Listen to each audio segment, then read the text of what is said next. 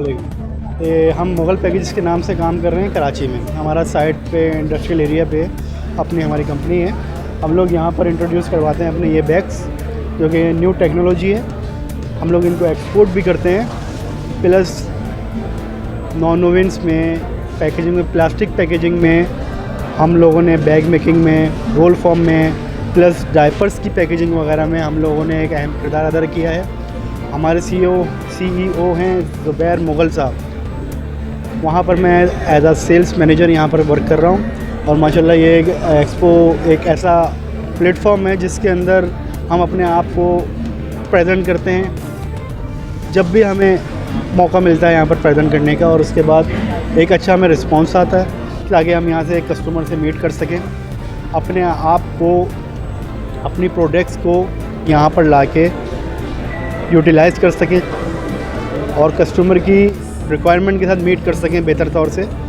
और एक जो कस्टमर और हमारे मैन्युफैक्चरिंग के अंदर जो गैप होता है उसको फुलफ़िल कर सकें यहाँ पर आके। तो यह हमारी छोटी सी कोशिश है जो हम अपनी पाकिस्तानी प्रोडक्ट्स को एक्सपोर्ट भी बेहतर कर सकें और अपने कस्टमर से रिक्वायरमेंट को बेहतर तरीके से पूरा कर सकें।